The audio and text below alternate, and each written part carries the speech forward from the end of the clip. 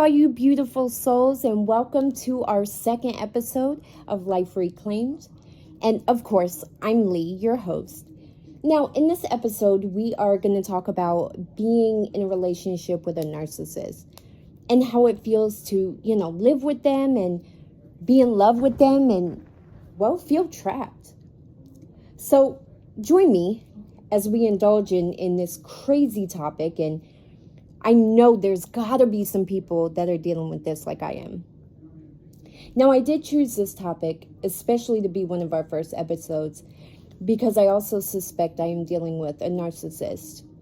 The cycles, the lies, are the most damaging part of my mental health right now. And in order for me to put a background on my mental health problems, as well as give everyone else the ability to freely talk about theirs, I thought I should start by sharing my current experiences. Now, my fiance, we've been together for about 3 years now. And in the beginning, it was beautiful. He was kind. He would pay for things. He was a gentleman.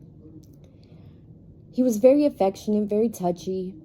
And slowly, it began to change. And eventually, it kind of just stopped. Now, I know what people are going to say. Put boundaries and, this, that, and the third. But guys, with everything I've been through, I'm really codependent. And not only that, when I did try to put boundaries, it didn't work at all. He totally disregarded my boundaries. There was one time that we were play fighting in the kitchen, and if I remember correctly, he trapped me some way. And going back in my mental health and stuff, I can't feel like that. I can't feel like I can't get away. And he didn't care. He watched me have a full-blown panic attack and didn't care. Just stayed there. Now everything is my fault. My feelings aren't valid, and everything I do is wrong. He can look at me when I'm upset and just ignore me. Cold. Like he doesn't even know I'm there. It rips my heart to shreds. He doesn't even kiss me anymore. And even recently he says, I don't want to hear your voice, or I don't want you around me. And I don't understand how you can ignore somebody that you say you love for 12, 13 hours at a time. And then sometimes he'll jump right back into being nice. Like a couple days ago, we were arguing really bad because, he does this where he feels like he is allowed to have all these female friends. And now there's no problem with a man having female friends, but when your significant other can't meet them or, anything like that, that's when red flags come up. And he told me, and he left early. He told me he was going to the courthouse on a Saturday, and he was gone till the evening. Wouldn't tell me where he was, wouldn't tell me who he was with, just ignored me. And I mean plain ignored me, sat on his phone and ignored me. Now, I found messages in his phone. He had an affair on me maybe a year and a half ago. And guys, all this happened in like 3 months or 3 years. And then when I had the issue last month when all 3 of the cats died, and he just, how are you not upset about animals that sleep in our bed, that are always around us? Now, I'm still grieving for them. And actually, my second cat that was cremated, he's actually ready for me to go get his ashes. So I'll be bringing him home soon. Now, it's like a constant cycle of him treating me horribly, which for the record, he doesn't think he's doing. And he doesn't think it's wrong to ignore me. And then treating me good. And it's so confusing. But no matter how much I try to break away, I cannot fully separate. I can't leave. Somehow, my heart is still attached to him. And that's why, guys, I suspect I am dealing with, living with, and in love with a narcissist. Now, let's go ahead and take this dive and evaluate what a narcissist is in a relationship. And guys, you come on and let me know, comment down below if you guys deal with the same issues.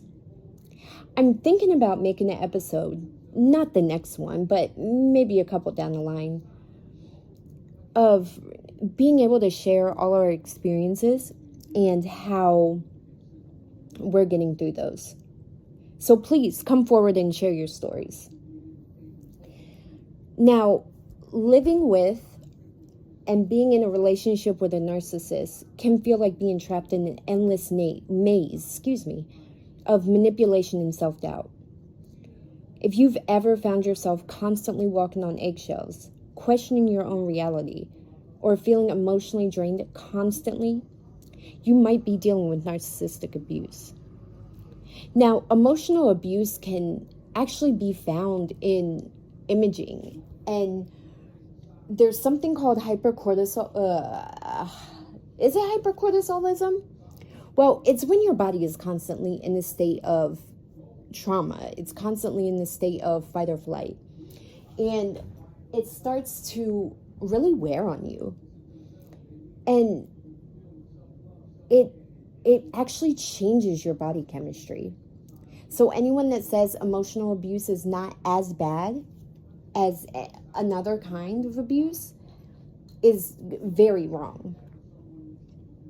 Now, narcissists have a unique way of making everything about themselves, while simultaneously destroying the self-worth of those around them. They employ tactics like gaslighting, where they make you question your memories and perceptions, even if you know what you saw or heard. And it makes you feel like you're losing a grip on your reality. They're going to tell you that you're too sensitive, that you're imagining things, or you're the one with the problem.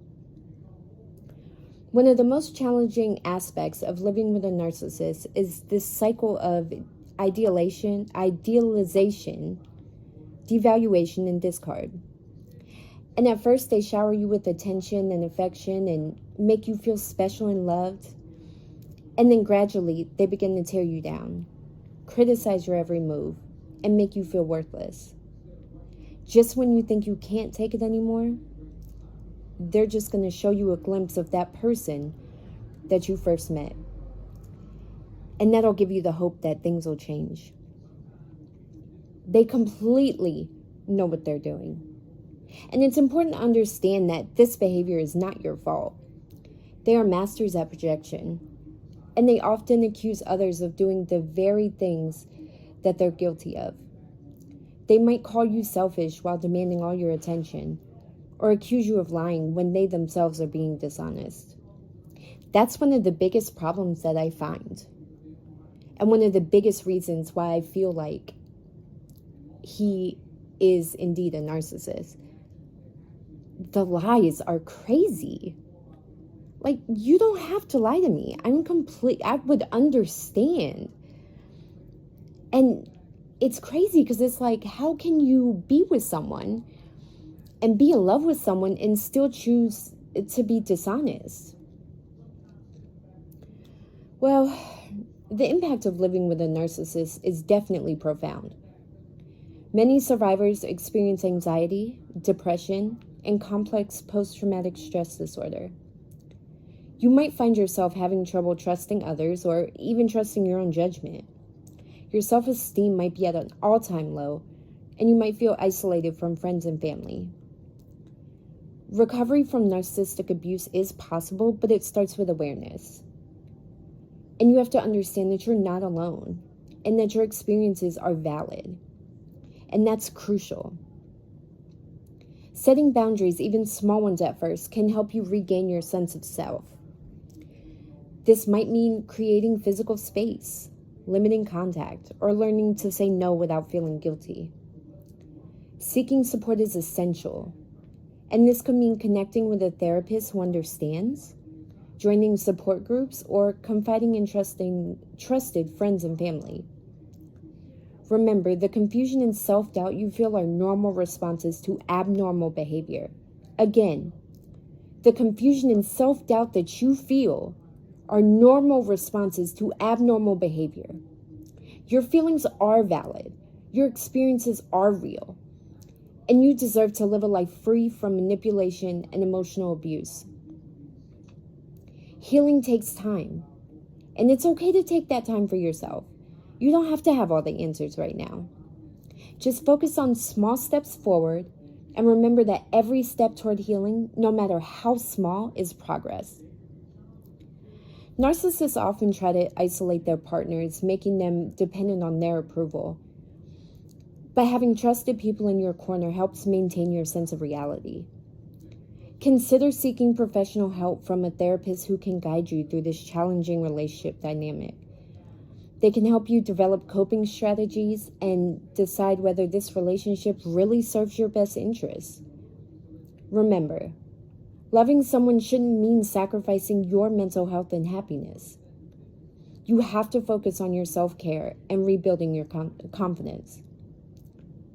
They will often chip away at your self-esteem over time. You have to engage in activities that bring you joy and pursue your own goals. Celebrate your achievements, even if they don't. And most importantly, you have to understand that you cannot change them. Narcissist personality traits are deeply ingrained, and change can only come from their genuine desire to grow. Your love, patience, and dedication alone cannot fix their behavior patterns. And if you do choose to stay in a relationship, please maintain realistic expectations. Accept that the dynamic may never fully meet your emotional needs. And if you decide to leave, know that it's okay to choose your own well-being over a relationship that diminishes your spirit. And guys, I'm so happy that you joined me in this episode today. I've been thinking about doing a mini-series, I guess you can say, about narcissistic abuse, because from what I'm reading, there's so much to it. And the research I've been doing, there's so much to it. So I've been thinking about doing a whole series, but what do you guys think? And how many of you are dealing with this quietly? And how many of us are really sitting here thinking that nobody is there to support us because of what they do? Guys, I'll see you on my next episode. Bye.